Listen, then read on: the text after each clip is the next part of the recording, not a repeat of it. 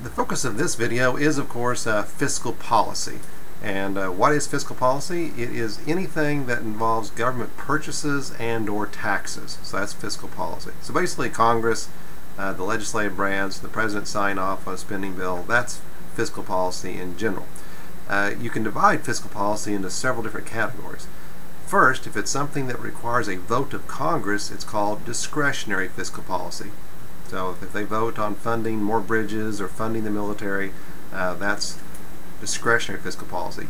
If it's an existing program that funding is kind of based, or spending is based on the economy, like welfare, unemployment, that's called automatic fiscal policy, because those programs can swing up or down without Congress doing anything. It just depends on how many people are unemployed or how many people are on welfare. So that doesn't require direct congressional votes every single time.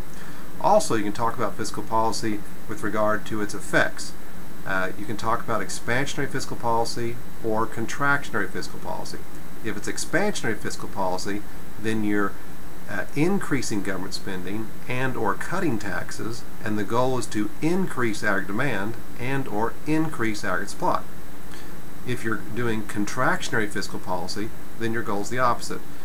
You're going to be cutting government, you're going to be raising taxes, and the intent is to lower aggregate demand and or lower aggregate supply. So those are your basic terms on fiscal policy. Now, looking back at the history of fiscal policy in our country, before the Keynesian revolution in the 1930s, during the Great Depression, the general consensus on fiscal policy was that the government should be neutral. And what that means is they should run a balanced budget every year. If they want to increase spending on programs, they need to find a tax increase to pay for it. And the government really shouldn't be involved in managing the economy. They should just kind of leave things alone and let the economy take care of itself. Now, when the Great Depression happened, that changed. And as we've seen, Keynes had a different view on the economy. He believed the economy was inherently unstable and that fiscal policy should be used to always try and move the economy toward full employment.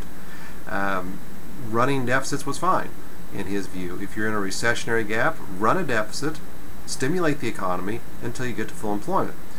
And then when you actually have the boom times again, then you should run a budget surplus and use the surplus to pay off the deficits that you ran before. Now, the reality, of course, is that we've been pretty good about running deficits, but not so good about running surpluses.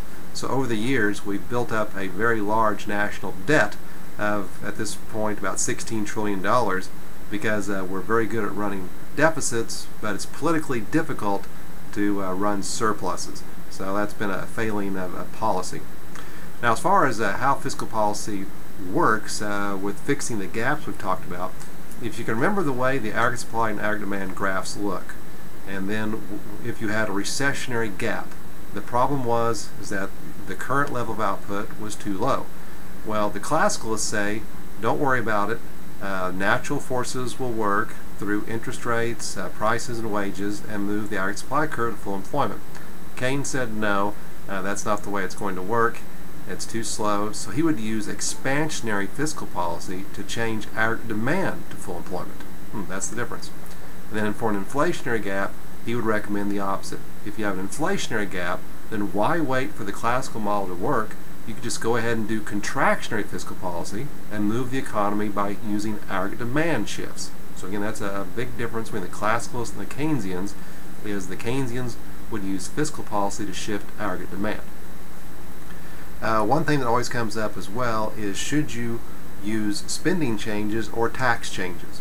So in other words, if you have a recessionary gap, is it better to increase government purchases by $100 billion, or is it better to cut taxes by $100 billion? Well, according to the Keynesian model, budget or spending is more powerful than taxes. And the reason for that is, if the government spends $100 billion more, that's $100 billion of pure spending injected in the economy. If they give you and I a $100 billion tax cut, then we're going to save some of that money, and so it doesn't have the same effect. And in class, of course, we go through and we talk about how you calculate that out using the normal spending multiplier as well as the new tax multiplier.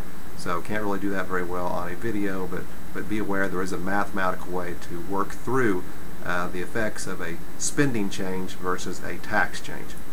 Another thing you have to be careful of in fiscal policy is, does crowding out exist?